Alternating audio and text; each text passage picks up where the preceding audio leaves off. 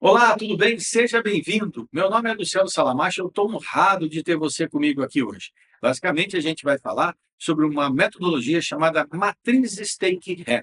A Matriz Stake-Hand eu tive a honra de poder ter criado e eu vou te contar com calma, daqui a pouquinho, os fundamentos neurocientíficos, todo o processo de pesquisa para chegar até essa matriz. Esse evento está tendo a honra de ser patrocinado pelo SEBRAE, o Serviço de Apoio às Pequenas e Médias Empresas no Brasil, que tem uma finalidade fundamental para o crescimento econômico do nosso país, mas mais que isso.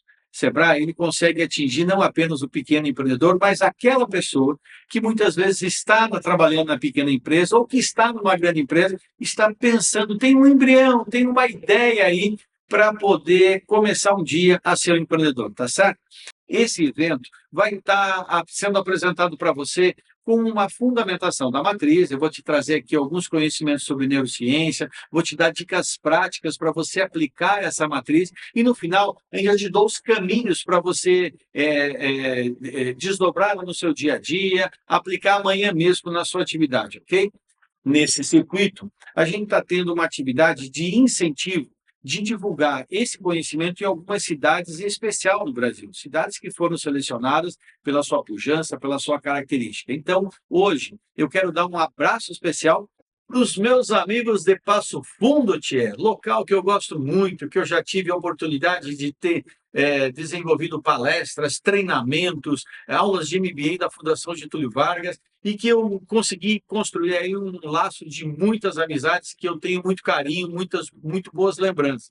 Passo Fundo e toda essa região, eu assumo um compromisso de passar um conteúdo aqui que possa ser colocado em prática para vocês no dia seguinte e agradeço muito a sua presença. Grande abraço! Além disso, você que está nos assistindo agora e que está em outra parte do Brasil, seja bem-vindo. Se você quiser assistir de novo, é nosso convidado. Se você quiser compartilhar com alguém, não esquece, clica aqui, segue o nosso portal aqui no YouTube, Salamacha Oficial, me segue nas redes sociais, tem muito material de graça para você. E como eu falei, nós temos aqui o patrocínio do Sebrae.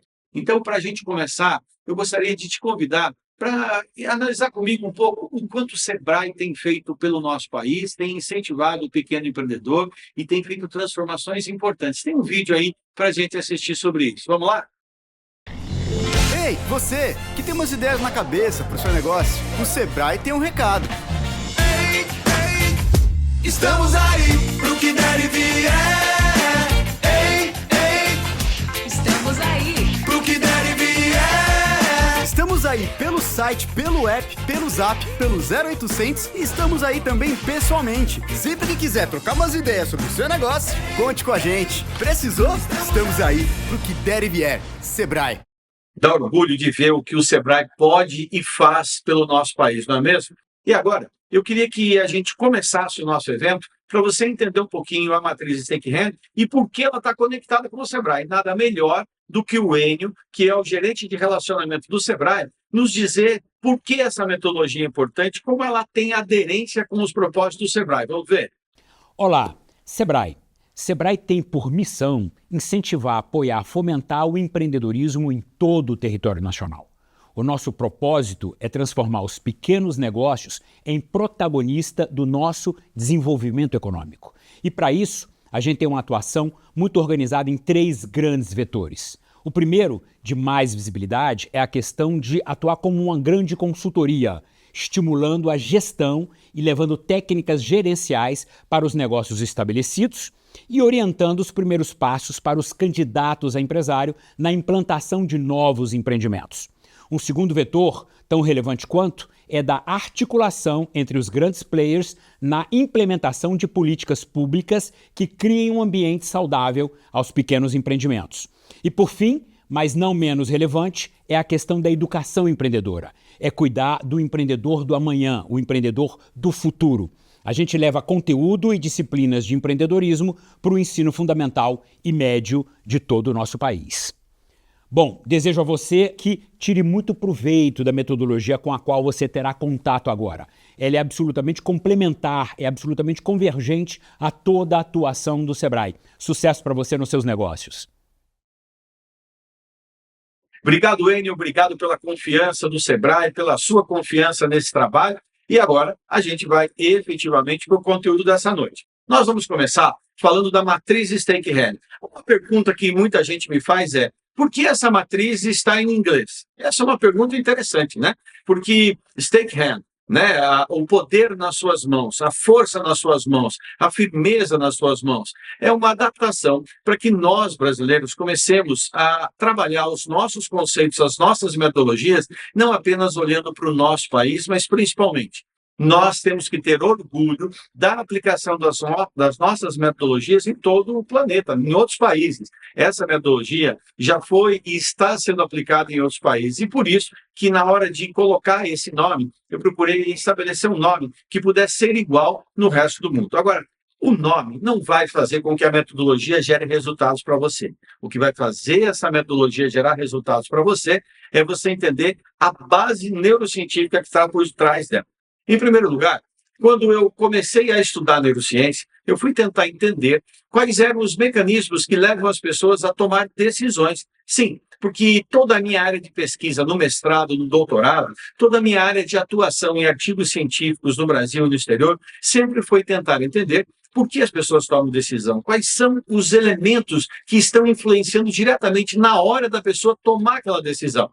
Um ponto muito legal para que eu e você comecemos a estabelecer conceitos aqui é o seguinte: tudo que a gente faz antes de tomar decisão, a gente pode chamar de estudo, de prospecção, de análise, de a ponderação de variáveis, matriz de risco, tudo aquilo que a gente faz em termos de pesquisa, de observação do mercado, para poder tomar uma decisão.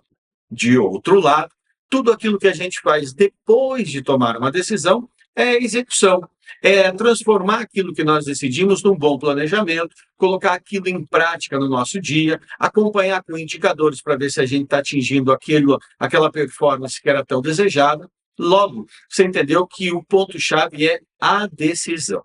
Na neurociência, a gente aprende principalmente o poder das emoções nas nossas decisões diárias. E aí, se você quiser se aprofundar um pouquinho nisso, eu te convido a analisar aqui no meu canal no YouTube, no Salamacha Oficial. Você vai ter muito material totalmente gratuito para você se aprofundar a respeito das emoções básicas do ser humano. Mas o principal, todas as nossas decisões são emocionais. É isso mesmo. Eu e você, na maioria do nosso cotidiano, portanto, na maioria das decisões que eu e você tomamos a cada segundo, a cada minuto da nossa vida, nós somos muito mais influenciados pelas nossas emoções do que pela racionalidade. De uma forma muito simples, muito tranquila, eu poderia diferenciar isso para você usando o Divertidamente, esse filme que saiu agora recentemente, a nova versão, a versão 2 do filme, que fala justamente das emoções básicas do ser humano. Essas emoções, elas estão compondo, elas temperam a nossa racionalidade. E tenha certeza de uma coisa: as emoções vêm muito antes da nossa consciência. Portanto, as emoções são despertadas no nosso inconsciente. É ali, sem que a gente perceba, que emoções estão sendo despertadas, como a alegria, a tristeza, a raiva, o medo, o nojo ou desprezo, a surpresa e outras que o filme traz aqui como subdivisões que são muito mais ligadas a um roteiro de cinema do que propriamente as pesquisas científicas. Mas o que interessa para eu e você nesse momento é assumirmos, portanto, constatarmos. Não é uma questão de eu e você aceitarmos ou não. Isso acontece na nossa mente, independentemente de eu e você querermos. Nossas decisões são influenciadas pelo nosso estado emocional. Logo, eu querendo ou não querendo, eu tenho que aceitar que isso faz parte da fisiologia humana.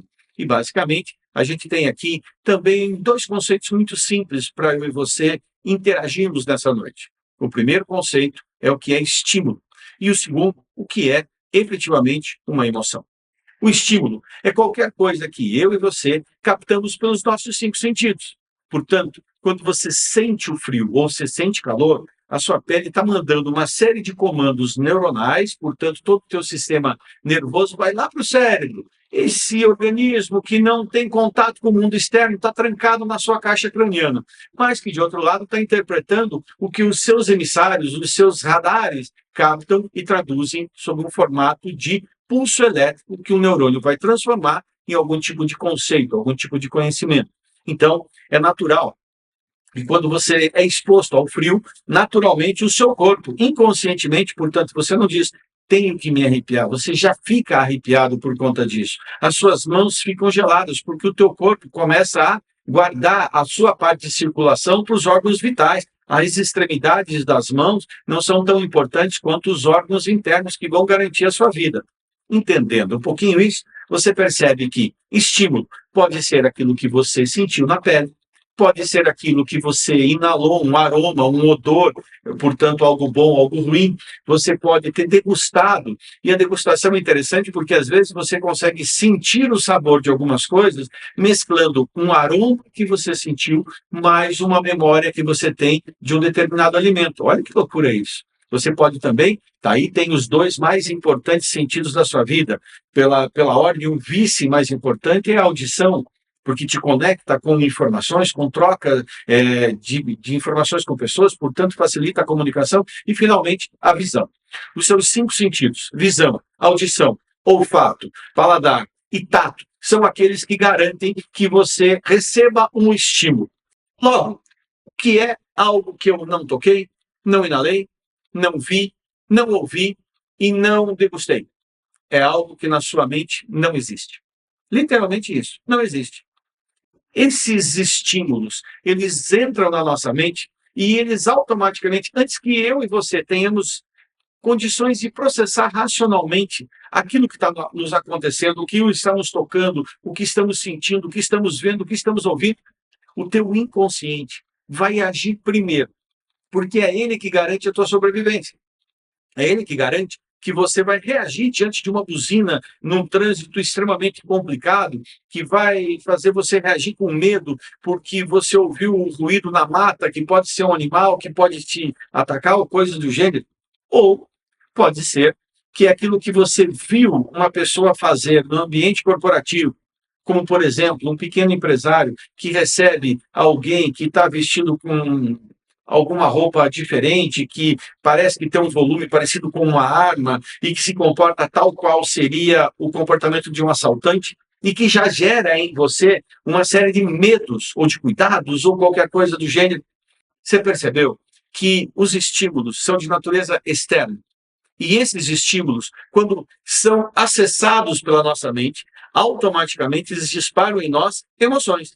Logo, emoção é uma reação natural, incontrolável, que nós, seres humanos, temos diante de algum estímulo. Você comigo, entendendo a diferença entre estímulo e emoção, começa a entender agora um pouquinho do processo de decisão das pessoas no ambiente corporativo. Sim, porque empresários, porque profissionais ficam o tempo inteiro tomando decisões. Eu e você somos colocados diante de situações que podem ser encaradas como grandes problemas, pequenos problemas. Aliás, você já parou para pensar que uma mesma situação, uma mesma realidade, um mesmo fato que é apresentado diante de você pode ser entendido como uma verdadeira tempestade, uma verdadeira confusão de pensamentos, ou então você interpretar com muita tranquilidade? É o seu quadro emocional, é a maneira pela qual a sua mente está gerenciando as suas emoções que vai determinar se você vai estar menos ou mais aceitando aquela situação, menos ou mais repelindo aquela situação, menos ou mais ficando irritado, com raiva daquela situação. Isso vale para pessoas. Às vezes a gente fica irado, com raiva de uma pessoa por uma coisa muito pequena. E de outro lado, se o teu estado emocional, se o meu estado emocional está extremamente favorável, às vezes algo muito mais sério é recebido com mais ponderação, com mais cuidado, com mais tranquilidade. Vamos agora entender o que isso faz, o que isso justifica o nascimento da matriz Stake-Hem. Tudo começa com uma experiência que eu tive numa faculdade há mais ou menos 15 anos atrás, quando acabou a luz da faculdade e eu ia lecionar as 2 últimas aulas. E, efetivamente, eu tive ali um insight, tive ali uma ideia, processando aquela base de conhecimento que eu tinha adquirido ao longo da vida. O que é conhecimento?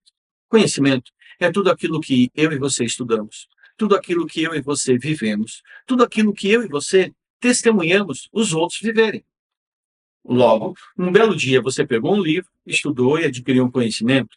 Você viveu uma experiência, praticou um erro não quer mais praticar. Cometeu um acerto e agora você quer cometer novos acertos desses, ou se você quiser inverter a ordem das palavras, eu fiz isso de propósito para você. Já parou para pensar que cometer já leva para o lado negativo? E eu inverti para provocar a sua mente. Cometer acertos, praticar erros. Não tem nada de errado, mas existe preconceitos estabelecidos na sua mente que, à medida em que eu vou falando, já começam a dar um tom prévio sobre um julgamento, portanto, uma conclusão do que eu estou falando. Se eu te disser, eu cometi alguns erros e pratiquei acertos, tem muito mais sonância, tem muito mais harmonia na tua mente que eu colocar. Eu cometi acertos e pratiquei erros. Percebeu isso? Isso tudo a neurociência nos mostra, que muitas vezes nós estamos condicionados a processos decisórios que não estão ali sujeitos a muita variação.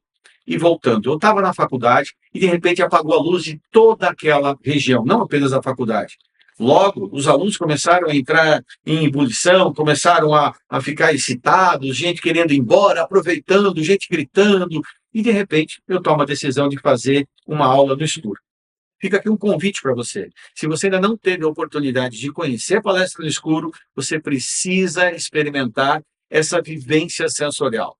É uma experiência única na sua vida. Durante uma hora, eu fico com você no auditório, com mais 1.000 pessoas, 2.000 pessoas, totalmente no escuro. E eu te mostro o quanto a tua mente pode ser estimulada, o quanto você vai descobrir os seus verdadeiros limites em termos de memória, de aprendizado, de fixação de conhecimento. Mas, voltando para cá, naquele evento que aconteceu, naquela situação, eu acabei ministrando aula no escuro e isso virou uma experiência que tem sido repetida em vários lugares. Naquele mesmo dia, uma coisa ficou clara naquela escuridão para mim. Eu deveria entender mais como funciona a mente do ser humano. Eu fui estudar neurociência e fui começar principalmente a neurociência comportamental. Não com isso, eu me torno um cientista de laboratório, mas cientista do comportamento social, para analisar o comportamento das pessoas no ambiente corporativo, para analisar quais são os processos de decisão que as pessoas tomam no seu dia a dia. E aí, eu comecei a entender que nós, seres humanos, temos dificuldade na nossa atenção de reter muitas coisas e trabalhar com muitas coisas ao mesmo tempo. Ou seja, eu e você temos uma atenção que é uma atenção chamada de voluntária. É aquela atenção em que eu e você tomamos uma decisão. Vou prestar atenção nessa palestra, vou prestar atenção no que eu estou lendo, vou prestar atenção naquele livro, naquele filme, naquele jogo. E você vai perceber que quando você literalmente direciona a sua atenção voluntária, você praticamente desliga de todo o resto. Você tem dificuldades de conversar com alguém prestando atenção numa leitura, conversar com alguém prestando atenção, sei lá, num jogo de futebol. A atenção involuntária é aquela que o teu sistema automático, portanto, o teu inconsciente, coordena e processa com grande qualidade. Eu gosto sempre de citar o seguinte exemplo. Uma mãe está ali fazendo o jantar para a sua família, a TV está ligada, ela está assistindo um filme, uma novela, de repente toca o celular, ela coloca para falar com alguém e tem uma criança no berço que faz um barulhinho ali, um gemido muito comum. E a mãe está muito tranquila, e a criança geme e todo mundo olha e a mãe está tranquila. De repente, a criança faz um barulho diferente. E esse barulho diferente faz com que a mãe desperte do nada. Mas não é porque a atenção voluntária dela estava ligada nisso. A atenção involuntária estava ligada nisso. Você já parou para pensar agora a força que eu e você podemos ter quando a gente coloca a nossa atenção voluntária para agir, para atingir um determinado objetivo, para resolver um problema, mas, ao mesmo tempo, usa mecanismos para que a nossa atenção involuntária seja o tempo inteiro lembrada de não perder o foco. Aí nasce a metodologia da matriz Stake-Hand. Nasce aqui uma fundamentação muito simples, perto do que foi necessário estudar para poder desenvolver Stake-Hand em relação aos fundamentos neurocientíficos de estruturar uma matriz dessa natureza. Você está vendo aí no vídeo que a matriz Stake-Hand é a apresentação da palma da sua mão, de uma mão. Até mesmo para chegar a esse desenho, um grande parceiro meu foi muito competente para chegar a esse formato, a essa afinidade, que não parecesse algo frio, que não parecesse algo artificial, que desse identidade para as pessoas. Nós, seres humanos, precisamos nos identificar com as ideias, precisamos nos identificar com os propósitos. Opa, tem aqui uma grande dica para você que é empreendedor. Se você quer ter uma equipe efetivamente que luta ao seu lado, que briga pelos mesmos objetivos que você, que almeja os mesmos resultados que você, essas pessoas têm que se identificar com esses objetivos, com esses resultados.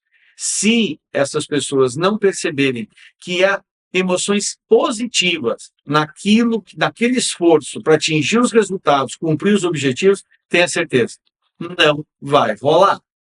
Olha só, a matriz Stake-Hand começa com uma interpretação muito simples da sua mão. Então aqui eu peço que você comece a interpretar comigo a palma da sua mão. A nossa palma da mão tem, em primeiro lugar, um conjunto de sensores muito mais afinados com o teu sistema nervoso. Você tem uma alta sensibilidade na palma da sua mão. Se você observar, a palma da sua mão, ela consegue se contrair e expandir com grande facilidade. Ou seja, se tem algo que pode afetar a palma da sua mão, ela se fecha. Se, de outro lado, você se sente seguro para ter relações verdadeiras, então a tua sensibilidade está aflorada.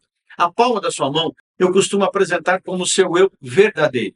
Ou seja, essa aqui é a tua imagem verdadeira. Não aquela que você apresenta para os seus amigos, que você coloca nas redes sociais, mas essa que você interage comigo aqui e que, se eu te encontro ali na rua, será da mesma maneira.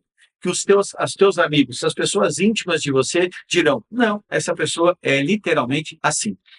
O teu eu verdadeiro, ele te demonstra claramente que você tem vários traços, várias linhas, que também podem ser utilizadas lá pelos ciganos, como a linha da vida. Tem pessoas que se dedicam a fazer leituras sobre essas linhas. O que interessa aqui para nós é outra coisa. É o quanto você, quando pega um espelho, por exemplo, você segura o espelho assim, e é a sua palma da mão que está direcionada para você. É ali que você se identifica. Logo, eu e você, num processo da matriz Stake-Hand, temos que nos preocupar em libertar toda essa sensibilidade para entender como nós efetivamente estamos. Se eu não estou bem, eu me fecho. Mas eu posso me abrir a novas ideias, eu posso ser sensível a problemas que os outros apresentam. De outro lado, as costas da sua mão. Se você observar, ela é muito menos sensível, ela é mais áspera, ela é mais rugosa, ela tem menos terminais nervosos para te dar sinais, diferentemente daqui. Quer um exemplo? Quando você já deve ter tido a experiência de experimentar ser cozinheiro por um dia. Todo cozinheiro, um dia, vai cortar a sua mão. Quando você corta a digital do seu dedo, já parou para pensar o quanto aquilo incomoda, quanto aquilo arde? Bem diferente das costas da sua mão. Sensibilidades diferentes. Você, verdadeiro, tem muito mais sensibilidade. E o empreendedor, quando é sensível ao que está acontecendo no ambiente, tem ideias que podem fazer a diferença. Tal qual um professor um dia, que quando toda a luz da faculdade acabou e todo mundo foi embora, ele ficou e deu aula. E com isso, eu publiquei artigos científicos no Brasil e no exterior e já fiz essa palestra no Brasil e no exterior para muitas pessoas. Às vezes, o simples está diante de nós. A simplicidade de você lembrar todos os dias, quando tocar na sua mão, que o teu eu verdadeiro tem que estar bem. Ele tem que ter ali as marcas do teu esforço, mas não as feridas por você não ter respeitado o teu esforço. As costas da sua mão representam o teu eu social, aquele eu que você mostra, portanto, no ambiente de trabalho. Tanto é que, se você observar, quando você quer afastar as pessoas, você diz, sai daqui. É o teu eu verdadeiro que diz, não quero conexão com você. Mas quando você quer cumprimentar alguém, olha que legal, um aperto de mão é o teu eu verdadeiro cumprimentando o eu verdadeiro do outro. Empresas dependem muito de relacionamentos. Relacionamentos significa que há uma recíproca entre as partes. Guarda isso. Um relacionamento dentro do ambiente de trabalho só existe quando há recíproca. Isso vale para a sua vida amorosa, para o teu relacionamento com o namorado, marido, filhos e o que for, ao mesmo tempo no ambiente corporativo. Empresas terão a dedicação dos seus colaboradores na medida em que a verdade, o eu verdadeiro se toca com o eu verdadeiro, e quando há relacionamento, quando há recíproca, quando as pessoas elas estão uma ajudando a outra, uma colaborando com a outra, uma apoiando a outra, uma socorrendo a outra. Logo, relacionamentos se constroem a partir do meu eu verdadeiro. E amizades, relacionamentos formais, colegas de trabalho, e não amigos de trabalho, colegas de trabalho, a gente usa o nosso eu social. Aquele ditado que todo mundo já ouviu falar. Quanto menos pessoas sabem, menos pessoas estão prontas para trabalhar os seus planos. Já escutou alguma coisa parecida com isso? Na verdade, quanto menos souberem, menos podem atrapalhar. Isso vale para aqueles colegas que você se relaciona com o eu social. Porém, quem gosta de você, quem conhece você de verdade, vai torcer pelo teu sucesso. E aí, esse é o primeiro fundamento da matriz Steinheim. Construa relacionamentos baseadas no seu eu verdadeiro. Logo, guarda baixa é a palavra. Logo, trocas. Logo, recíproca é a palavra-chave para você sustentar relacionamentos. Se você entendeu comigo isso, agora fica fácil de a gente voltar e entender um pouquinho da finalidade de cada um dos dedos da mão, claro, lá na matriz Steinheim. Em primeiro lugar, a gente vai começar a analisar e a estabelecer um elemento que na psicologia é chamado de fixação mnemônica. É quando eu atribuo um significado a mais para um determinado objeto, como para um determinado órgão do corpo, para uma determinada parte do seu corpo, um membro superior. E aí você faz com que cada vez que você tocar nele, você resgata uma ideia fundamental. É por isso que a matriz Steinheim ela foi baseada em 5 elementos. Esses 5 elementos foram pesquisados e eu tentei sintetizar um pouco das minhas pesquisas em 5 palavras, 5 comandos, 5 conceitos que, se você aplicar apenas 5, eles serão poderosos na sua vida. Aqui eu quero que você recorde comigo o que já falei anteriormente. A nossa mente, a nossa atenção voluntária, ela não consegue trabalhar com muitas coisas ao mesmo tempo. Já a nossa atenção involuntária, ela pode ser treinada, ela pode ser direcionada para o tempo inteiro colocar foco no nosso comportamento. E se tem uma coisa que eu tenho certeza que você, o tempo inteiro, desvia a sua atenção, é para a sua mão. Você está teclando, você está cumprimentando, efetivamente você precisa dos seus dedos para poder se conectar com o mundo. Logo, se eu conseguisse estabelecer esses conceitos e fixar de uma maneira que por vários gatilhos você lembre deles, tenha certeza. A tua forma de atingir objetivos, de resolver problemas, ganharia muita potência. Tudo que a gente começa agora é entender como que eu estruturo uma matriz Steinheim. Primeiro passo, eu vou no meu eu verdadeiro e coloco um problema que eu quero resolver. Que problema você quer resolver?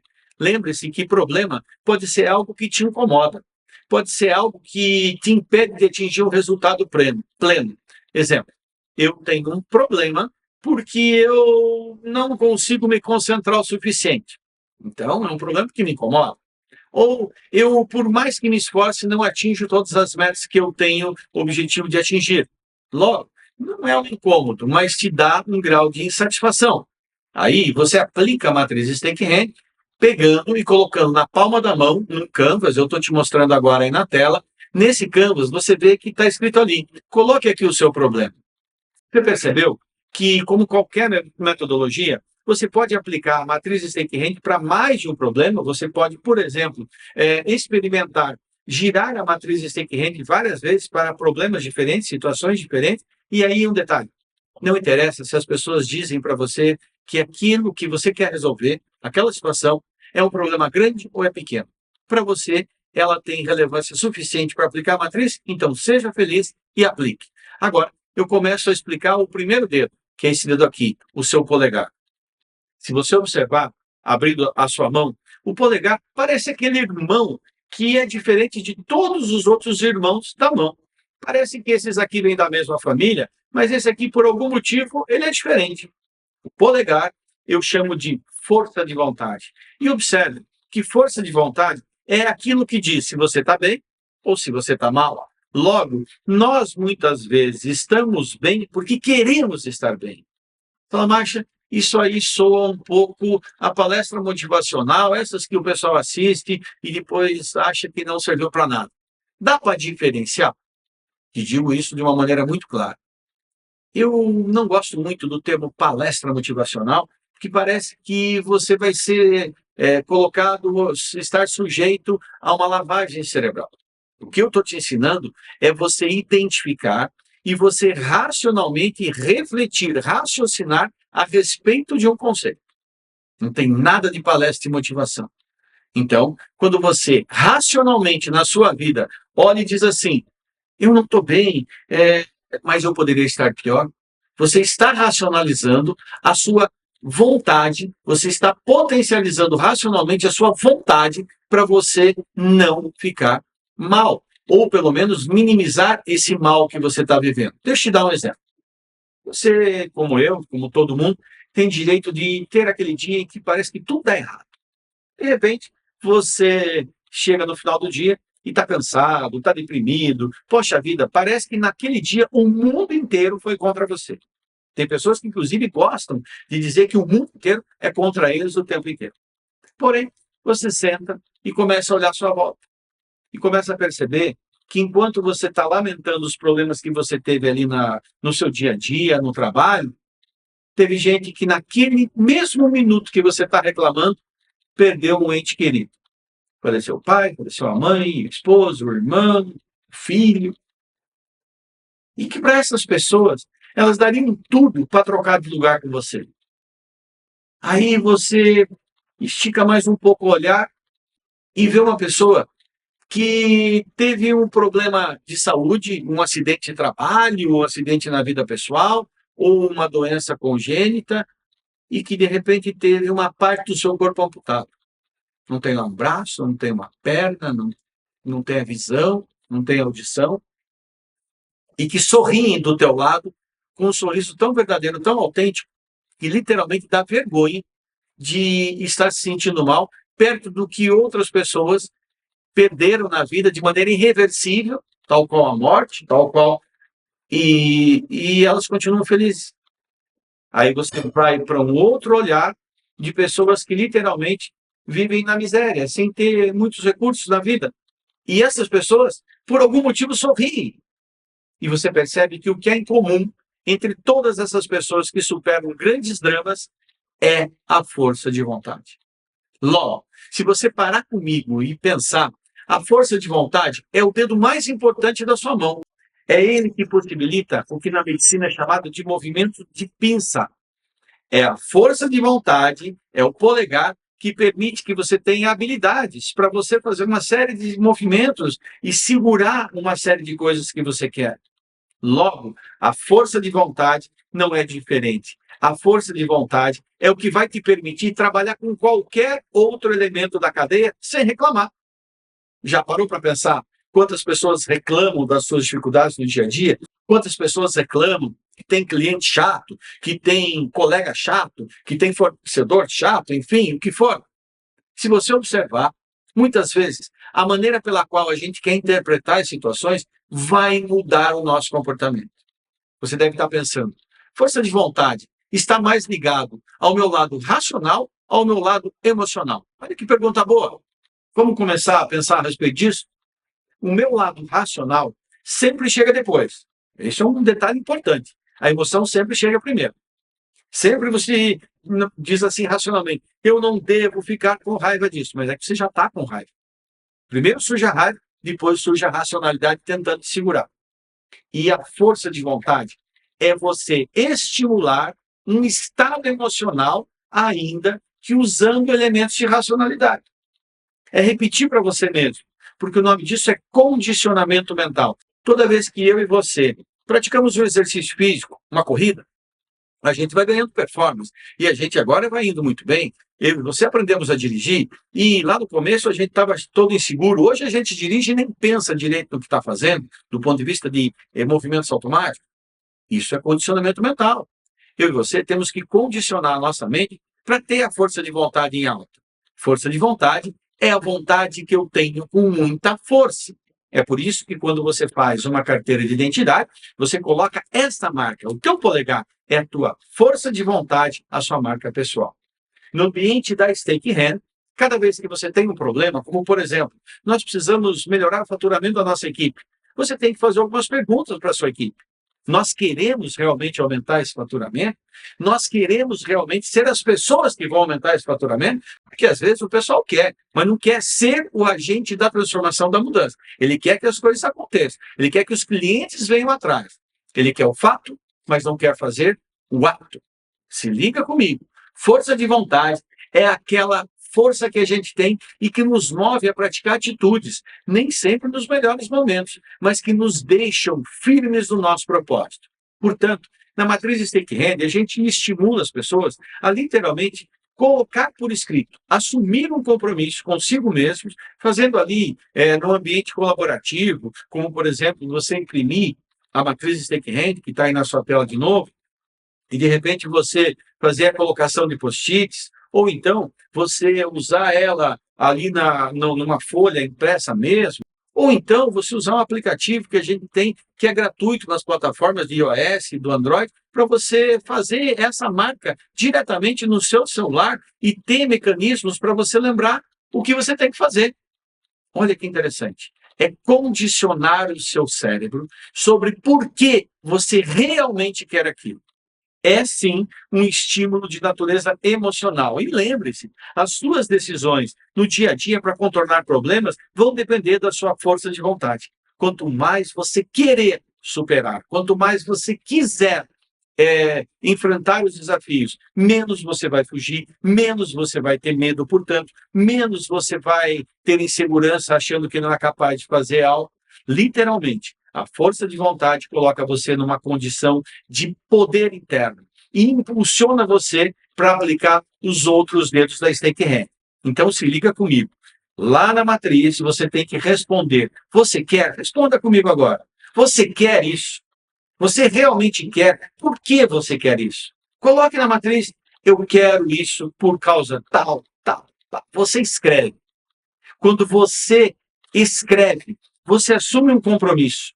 Quando você escreve, você não permite que amanhã a sua mente te traia e você fique dizendo que não era bem assim. Percebeu a diferença? Essa é uma síntese desse dedo chamado força de vontade na sua vida. E agora a gente vai para esse dedo aqui. Já parou para pensar que toda vez que você está numa reunião e quer dar uma opinião, você não ergue esse dedo aqui você diz se você está bem, não está bem. Você confirma com as pessoas, você se une com as pessoas, estabelece relacionamentos com esse dedo. Agora, quando você está numa reunião, você levanta esse dedo aqui, que é o dedo do conhecimento. Guarda bem isso. Força de vontade, conhecimento. E aí, você começa a perceber que quando nós, no mundo corporativo, lá nas empresas, você quer ter um novo empreendimento, você tem uma ideia de repente, abrir um novo empreendimento, uma lavanderia, uma cafeteria, uma brigaderia, ou qualquer outro tipo de segmento, uma indústria, para fabricar algum tipo de produto, enfim, o que você quiser. Em todos os casos, a força de vontade é o que move o empreendedor a literalmente dar o primeiro passo, a sair daquela inércia e arriscar um pouco na sua vida. Então, a gente sabe o quanto o empreendedorismo requer, portanto, tem necessidade da força de vontade. Mas tem muitos empreendedores que, por falta de conhecimento, não sabem o caminho que devem seguir. É isso mesmo. Se você observar, é o conhecimento que direciona a sua vida. É o conhecimento que diz, olha, vá por aqui, vá por ali. É o conhecimento que te une às pessoas. É o mesmo conhecimento que, algumas vezes, usado com arrogância, afasta as pessoas de você. Deixa eu te dar um exemplo. Quando você quer ser arrogante com alguém, ou quando você lembra de pessoas que são arrogantes, pessoas que têm conhecimento. Elas dizem, você não pode fazer isso, você vai para lá, você vai para cá. Está vendo o eu social dessa pessoa aqui? Ele é completamente inflexível. Ele simplesmente determina o que você deve fazer. Agora, quando você usa o conhecimento de verdade, você vira a tua palma da mão e só tem uma coisa que você faz com o conhecimento. Você aproxima as pessoas de você. O conhecimento aproxima você dos resultados e do sucesso. O conhecimento fortalece a força de vontade. O conhecimento é o irmão de toda a hora da força de vontade. Se você observar, a gente poderia fazer uma metáfora aqui para diferenciar dois tipos de conhecimento que transitam na sua vida o tempo inteiro. Como se eu pudesse partir o seu dedo do meio e dissesse que metade do seu dedo significa o conhecimento formal, aquele conhecimento que a gente adquire nos livros, nos estudos, aquele que está literalmente transcrito, ele está estruturado para você. Mas tem um outro conhecimento, é o conhecimento chamado tácito, que é aquilo que não está escrito em lugar nenhum, mas que eu e você, a cada segundo, vamos acumulando na nossa mente e vamos fazendo o que é chamado lá na academia de curva da experiência. A curva da experiência é quando eu e você começamos a nos tornar hábeis ao realizar determinadas tarefas, porque a gente, de tanto acertar, de tanto errar, ou de tanto ver os outros acertarem ou errarem, ou de tanto estudar.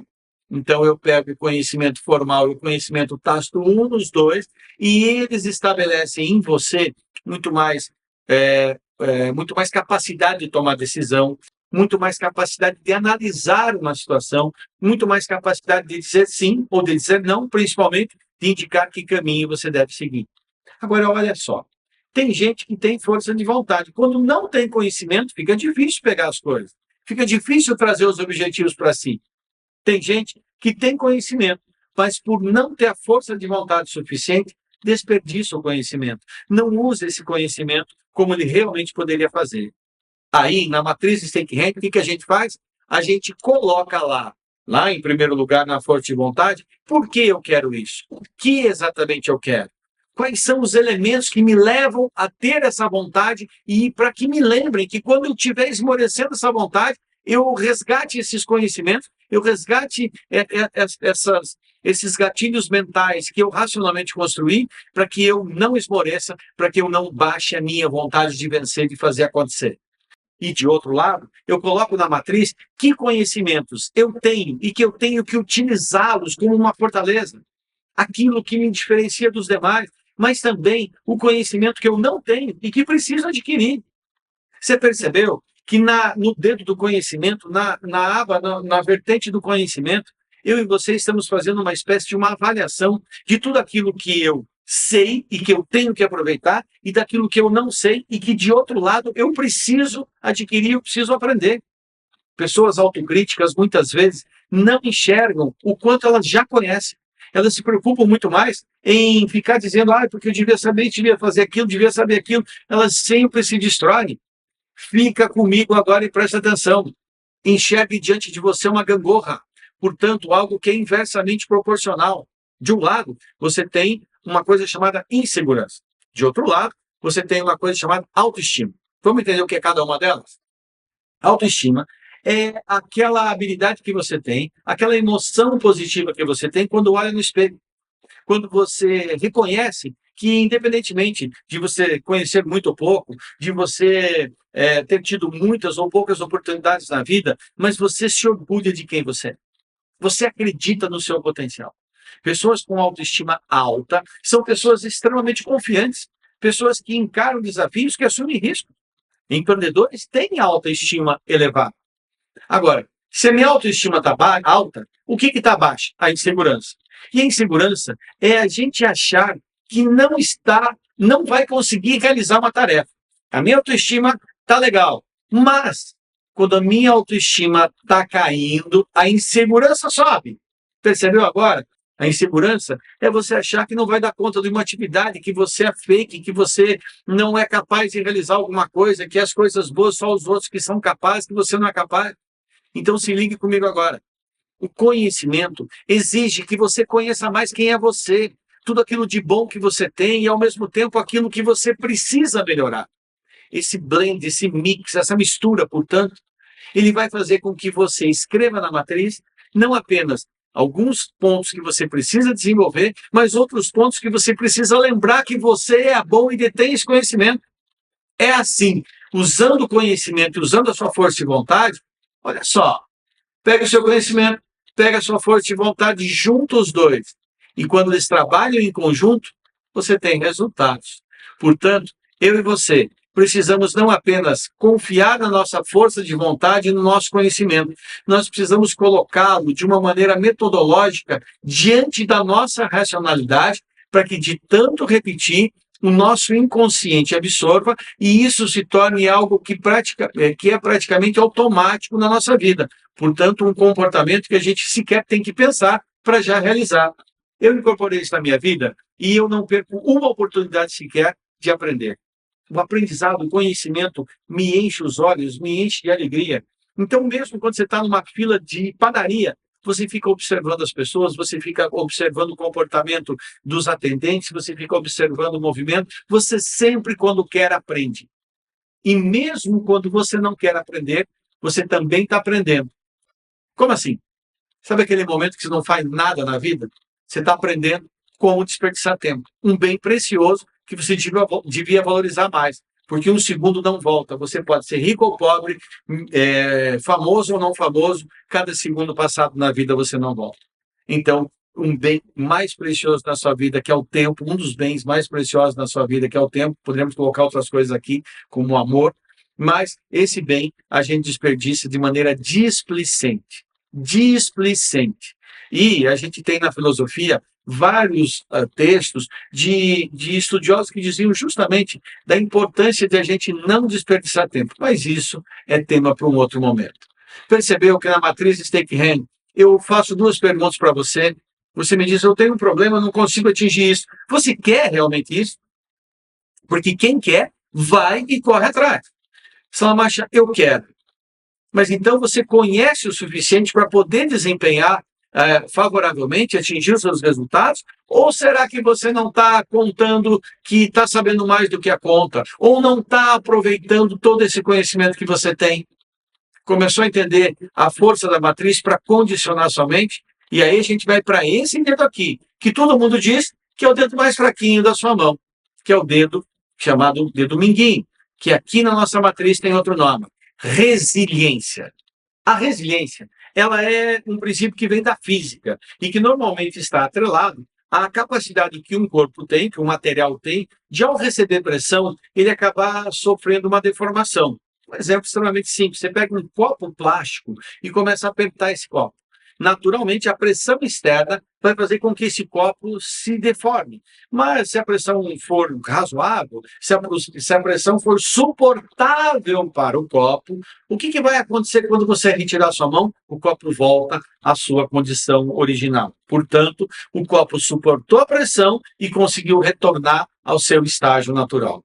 Esse dedo aqui, que é tido como o dedo mais fraco da nossa mão, segundo um estudo que a gente encontrou numa universidade dos Estados Unidos, representa 50% da sua mão. Lá na ortopedia, representa 50% aproximadamente da força da sua mão.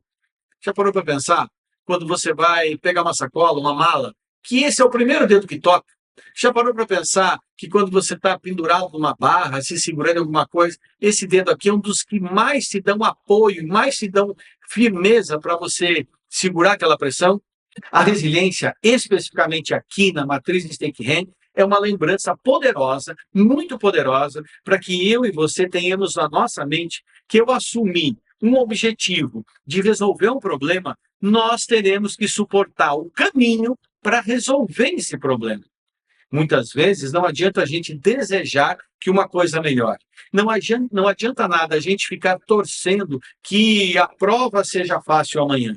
A prova não está nas suas mãos. Aliás, já parou para pensar que a matriz fala do que está nas suas mãos para resolver o problema? A prova não está nas suas mãos, não está nesses dedos aqui.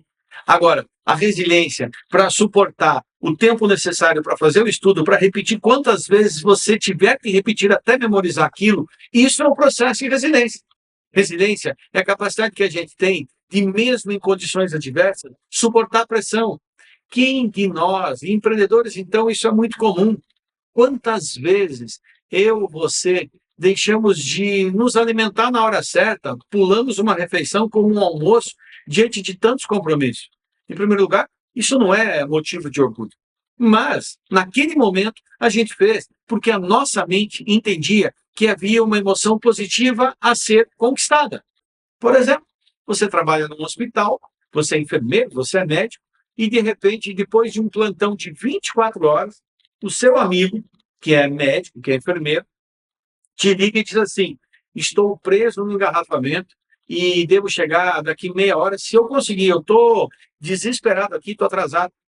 E mesmo diante de todo o cansaço, a tua resiliência aflora e você vai lá e continua atendendo as pessoas naquele hospital, naquele posto de saúde, porque a resiliência faz você suportar as pressões do dia a dia.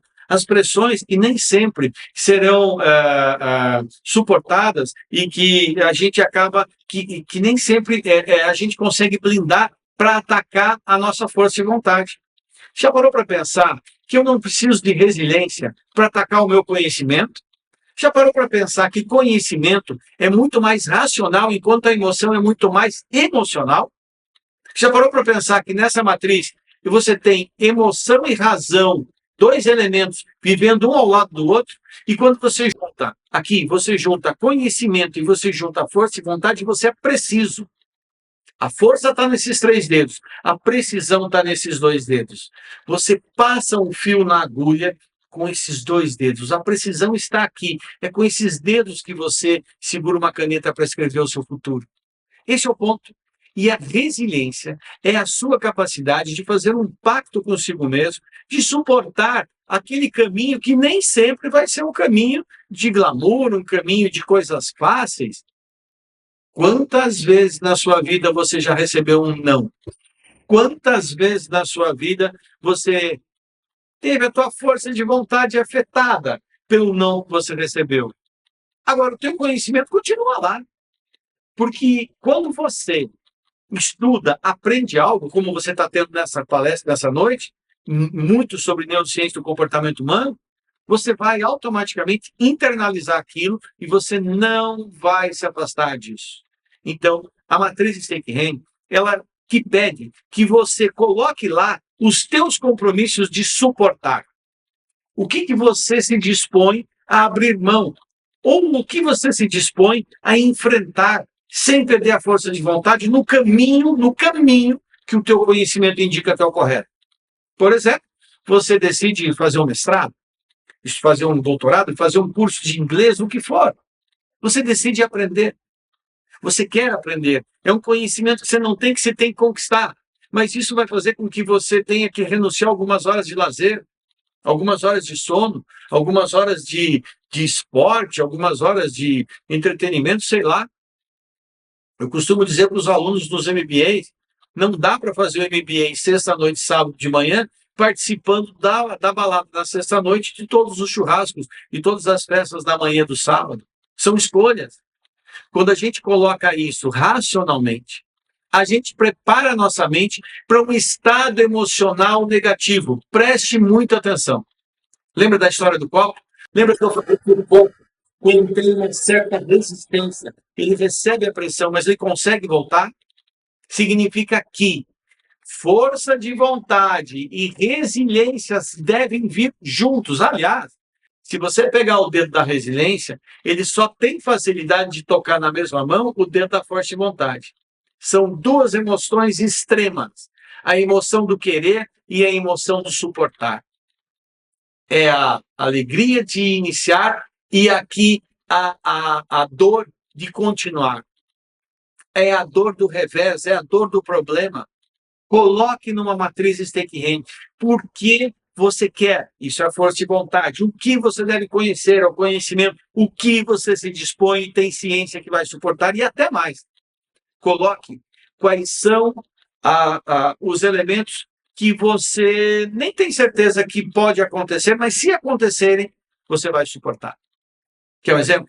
Você coloca mais ou menos assim: eu vou ter a resiliência de, enquanto a minha empresa, a minha pequena empresa, estiver no começo, por mais que eu tenha vontade de desviar parte do capital de giro da minha empresa para trocar o meu carro, comprar aquilo para a minha vida pessoal, eu tenho conhecimento que o capital de giro da minha empresa é necessário para a minha empresa continuar existindo. Eu vou ter a resiliência de viver com aquele carro mais velho um pouquinho, de manter meu padrão de vida um pouco mais baixo, de eu suportar negativas de clientes. Quando eu abro uma empresa, pode ter muitos clientes que dizem assim: será que você, literalmente, eu posso confiar no seu produto, no seu serviço? Ora, a resiliência vai fazer você suportar tudo isso.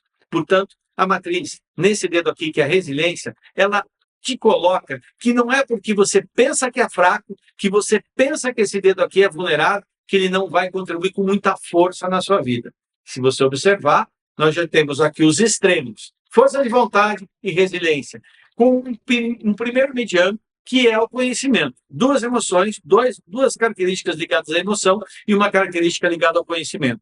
E aí vem esse dedo aqui que eu fiz questão de erguer com a mão esquerda, porque tem a minha aliança de casamento. Esse dedo é chamado de dedo anelar. Esse dedo anelar, ele tem uma função muito específica na nossa matriz. É a disciplina. E a disciplina é um elemento que muita gente não está levando a sério hoje em dia. Por quê? Porque é fácil para mim, fácil para você, muitas vezes criarmos desculpas para justificar a não continuidade de uma determinada tarefa. Não tem nada a ver com suportar pressão ou não. Tem muita gente que abandona as tarefas sem pressão nenhuma. Simplesmente não tem disciplina de ir até o final. Não leva o que é tratado até o final. Vou te dar alguns exemplos aqui. Empreendedores, quando começam o seu negócio, quando começam aquele sonho, eles não estão muito preocupados com o horário. Mas eu tenho certeza que você vai lembrar aqui de situações em que era, por exemplo, você lembra que o teu fornecedor fecha às 6 horas da tarde e faltam 4 minutos para as 6. E você corre porque você precisa daquele produto, você precisa, sei lá, fazer um concerto, qualquer coisa assim, você está saindo em viagem, e quando você chega lá, falta 1 minuto, e aquele empreendedor achou que faltando 1 minuto não tinha mais ninguém, fechou as portas antes, e mais do que perder uma venda, perdeu um cliente para sempre, porque te mandou para o teu concorrente. Às vezes você tem um estabelecimento que, quando não tem disciplina, ele começa a tratar os clientes que são reincidentes, que, portanto, vêm sempre, de uma maneira folgada. Mais ou menos aquele restaurante que, quando chega um cliente novo, o garçom tem toda a pompa, toda a postura para atender aquela pessoa que entra no restaurante pela primeira vez. O dono do restaurante vem perguntar se está tudo bem. O cozinheiro é capaz, do chefe de cozinha é capaz de sair lá de dentro para perguntar se está tudo bem.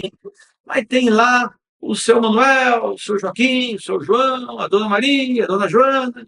Aqueles clientes que vêm toda semana, em que o garçom já não se importa muito. O cliente, de repente, o seu Manuel e a dona Joana, um casal, sempre pedem o mesmo prato. Mas naquele dia, um deles falou para o outro, vamos dar uma variada hoje, vamos dar uma olhada no cardápio. E o garçom, achando que já sabe demais, acha que tem conhecimento demais, não tem uma vontade de ser um grande garçom, a resiliência dele pode estar inabalada, ele suporta. Mas ele não tem disciplina de oferecer o cardápio da mesma maneira.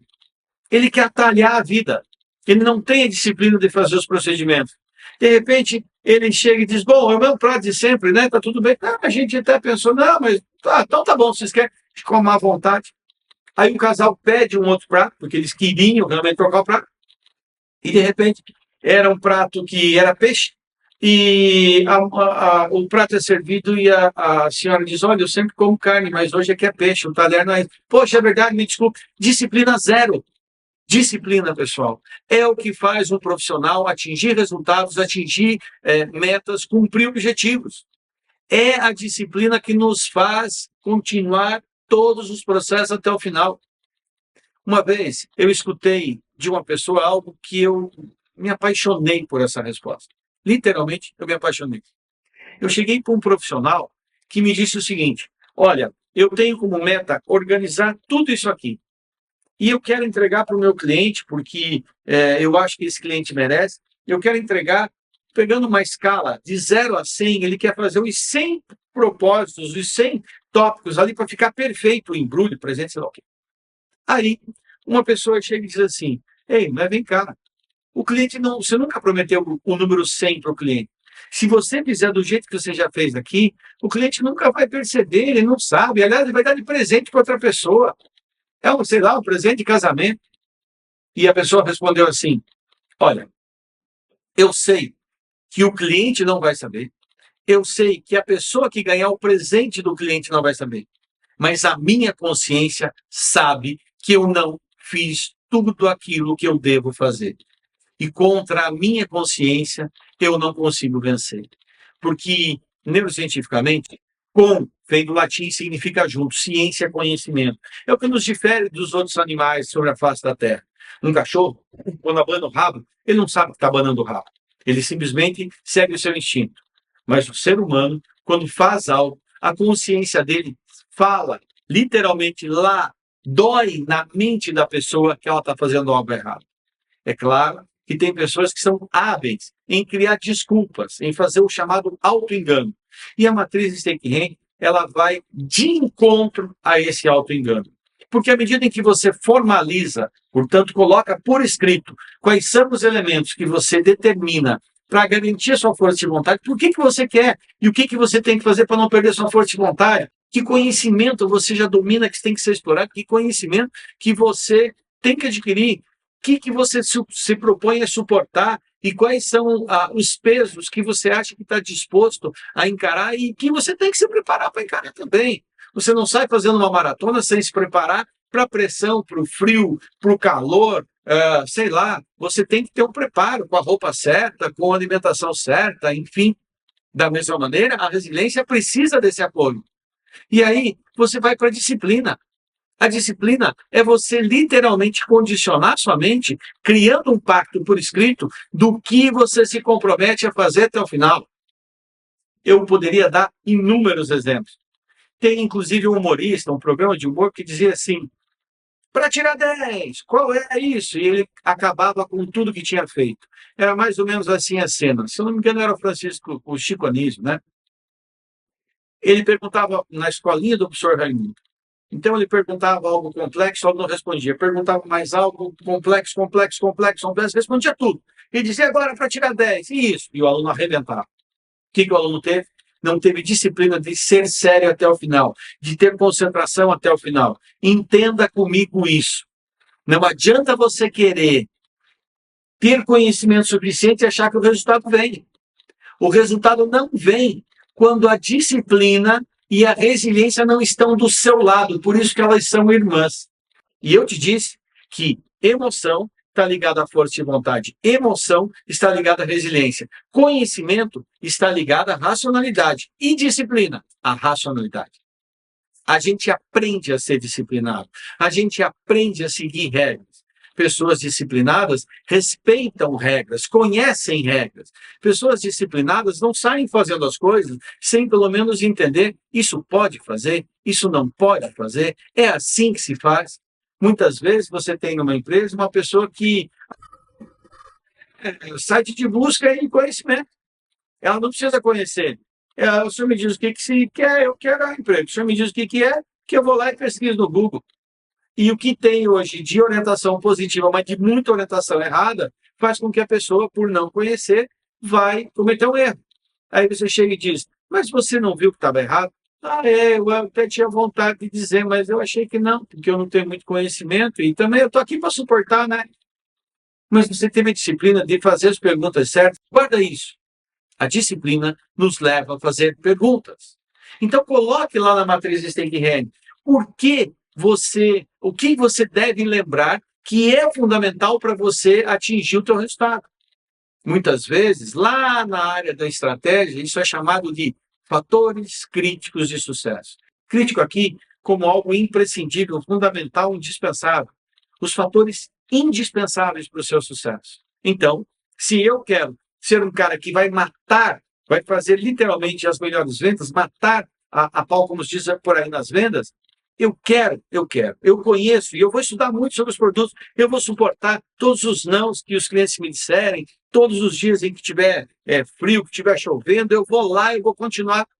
Porém, que disciplina eu vou ter para reestudar os produtos, para interpretar os clientes, para fazer a lição de casa?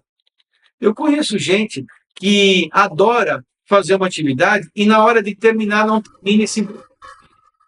Então, entenda. Disciplina, sim, é o irmão da resiliência. Eu tenho aqui emoção, aqui na resiliência, e disciplina na racionalidade. Emoção na força de vontade e racionalidade no conhecimento. Agora, vamos para um fecho da matriz? Eu tenho aqui, pego a minha mão e eu tiro a força de vontade, o conhecimento, a resiliência e a disciplina. Sobrou um dedo? É sobre ele que eu quero que você compreenda agora. No começo de conversa, você já se viu numa reunião em que você está sendo contrariado, está sendo desafiado, um colega seu está falando algumas coisas que você não está gostando e você faz isso aqui por baixo da mesa para ele. Ou quando você está no trânsito e alguém fecha o seu carro, quase bate no seu carro, você faz isso aqui para a pessoa. Entenda, além disso aqui ter um símbolo extremamente complexo do ponto de vista pejorativo, ele também é o pai de todos na relação. Enxerga isso aqui, ó. É o dedo mais importante, porque é o primeiro a tocar qualquer situação. É o dedo do planejamento. Então, na brincadeira, você diz para a pessoa, planeje sua manobra, planeje o que você fala numa reunião. Planejamento é a capacidade que a gente tem de ordenar todas as nossas decisões. Lembra lá do começo da nossa palestra, quando eu disse para você que tudo que você faz antes de uma decisão é prospecção, estudo, análise, avaliação. Tudo que você faz depois da decisão é a execução, e a execução exige planejamento. Logo, na matriz Steinke-Hennig, quando você tem um problema, você decide o que você quer, você decide que conhecimento você deve buscar, você decide o que vai suportar e decide o que você tem que fazer ali, o que você vai levar até o final. E o teu planejamento, se você ainda quer pegar as suas falanges do dedo, você coloca planejamento de curto, médio e longo prazo. Você tem que ter na sua vida, na sua empresa, coisas que você tem que atingir nos próximos 30, 60, até 90 dias. Entenda isso. Planejamento de curto prazo. Quais são os alvos? Quais são os indicadores? Quais são as métricas para você saber que você atingiu os teus objetivos nos próximos 90 dias? Um segundo conjunto de objetivos é um conjunto de objetivos que você vai pegar de médio prazo, de 90 até de 90 dias até 360 dias. Então, você vai pegar de 3 meses a 1 ano, que é um prazo médio, para dizer o que eu preciso atingir. O que é que eu tenho que fazer depois dos 90, quando eu atingir aqueles indicadores mais próximos, mais micro, e aquilo que eu começo a estender. Então, teu planejamento sai da tua base e diz assim, olha, para eu resolver o problema das minhas metas, de cara, eu preciso fazer uma visita a uma série de clientes aqui que estão não atendidos bem, que eu nem visitei, ou qualquer coisa do gênero, novos clientes. Depois, no médio prazo, eu tenho que estabelecer regras de relacionamento. Lembra que eu falei tanto do relacionamento? O relacionamento é a nossa capacidade de estabelecer recíproca. O relacionamento, ele se dá pela recíproca. Não esqueça disso. Logo, eu tenho que estabelecer contatos com as pessoas, eu tenho que estabelecer mais-valia para as pessoas. Um bom atendimento é fundamental, uma boa informação é fundamental, um respeito sobre a vida do cliente é fundamental, um respeito sobre a vida da pessoa é fundamental. Aí, quando você estabelece os teus alvos de médio prazo, você diz assim, além de visitar essas pessoas, eu preciso criar um ecossistema que fale bem da minha empresa, que fale bem de mim profissional, que me indique para outros clientes. E no longo prazo, coisas que você tem que atingir além dos 360 dias. Num exemplo de vida, por exemplo, você diz, olha, eu quero melhorar minha performance profissional. Então eu quero. Por que eu quero? Por causa disso, disso e disso. Que conhecimento eu tenho e o que eu preciso aprender? Para melhorar minha performance profissional, eu tenho que aprender um novo sistema de computador, eu tenho que estudar mais sobre isso, sobre o produto, sobre o cliente, sobre o mercado, enfim. Eu vou suportar ter muitas vezes nãos, muitas vezes insucessos, muitas vezes negativas, muitas vezes barreiras, dificuldades, empecilhos, e eu vou ter disciplina de 2 horas por dia, estudar tudo isso, e o meu planejamento é que nos próximos 90 dias eu seja capaz de fazer algumas estruturas, de 90 até 120 dias eu já me torne um expert nisso, e depois dos 90 aos 360, e depois dos 360, depois de 1 ano, eu serei capaz de me aperfeiçoar, de conquistar novos patamares, de estudar outras coisas que sem dominar isso bem eu não consigo ir adiante. Se você perceber, o planejamento é o pai de todos. Ele divide a sua mão no meio porque ele é racionalidade. Então eu tenho um núcleo racional. Esse núcleo racional pega a tua disciplina, o teu conhecimento e sintetiza, ancora o teu planejamento. Planejamento sem conhecimento é vulnerabilidade. Planejamento sem disciplina é inexecução. É não execução, portanto. Agora, planejamento que tenha racionalidade e que tenha execução, mas que não estimula você, é desestimulante, desmotivador, é um inferno na sua vida, é um peso na sua vida. E se você gostar realmente do que você está fazendo, porque o conhecimento te estimula, a disciplina te leva a cumprir o planejamento, isso te estimula, resistir, suportar, a resiliência vem a reboque, vem facilmente junto com você e você faz esse movimento de garra, esse movimento de quem é vitorioso. Você entendeu a força da matriz Stake-Hand? Então eu quero fazer um convite para você. A partir de agora, pesquise mais sobre a matriz Stake-Hand. Tem muito material aí de graça aqui no Salamacho Oficial no YouTube, nas demais redes sociais. Além disso, você pode baixar o aplicativo Stake-Hand, que está disponível para Android, para a iOS, né, o iPhone, para você usar esse mecanismo. Você pode pegar o aplicativo e programar ali recorrências, lembranças daquelas frases que você colocou. Você pode fazer o download, a gente está colocando aqui também na descrição do vídeo, o download da matriz Stake-Hand para você poder ter mais acesso. Quer conhecer mais? Assista, procure. Eu tenho vários eventos abertos aí. Procure vivenciar a palestra no escuro. Ela é sensacional. Ela mexe com as pessoas e leva as pessoas a uma maneira diferente de pensar e agir. Você não tem noção o quanto nos processos de mudança das empresas, essa palestra no escuro, ela é um divisor de águas, porque ela estimula as pessoas. Por exemplo, a gente fala tanto que a gente tem que inovar. Você já pensou em inovar tirando recursos, ao invés de se colocar mais recursos? Foi o que eu fiz na palestra no escuro. E isso, ela me levou a partir do momento em que eu queria fazer uma boa aula. Eu queria realmente ajudar os meus alunos. Eu queria passar muito conhecimento. Então, eu estudava e continuo estudando o tempo inteiro para passar conhecimento para você que está do outro lado. Mas eu tenho que ter resiliência de suportar cargas de trabalho altas e junto ainda encontrar um tempo para dar uma estudada, sem reclamar, sem achar que aquilo é um sofrimento e sempre de cabeça erguida. Eu tenho que ter disciplina de fazer até o fim tudo aquilo que eu me comprometo. E eu tenho que ter um planejamento para dar racionalidade para esse esforço. Se eu não tenho planejamento, eu desperdiço recursos, desperdiço energia. Se eu tenho planejamento, eu potencializo energia e eu racionalizo recursos.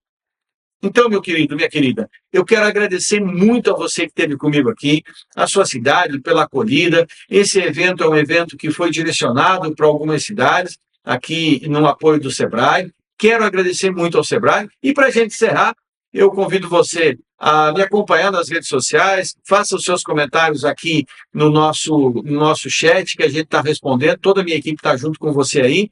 E te agradeço muito, até a próxima, se Deus quiser. Fica aqui o vídeo do nosso parceiro de hoje e espero que de sempre do Sebrae. Uma grande semana para você, um grande mês, uma grande trajetória profissional, seja no seu empreendedorismo, seja na sua carreira. Legal? Obrigado mais uma vez, fica com Deus, até a próxima. Ei, você que tem umas ideias na cabeça para o seu negócio, o Sebrae tem um recado. Estamos aí pro que der e vier.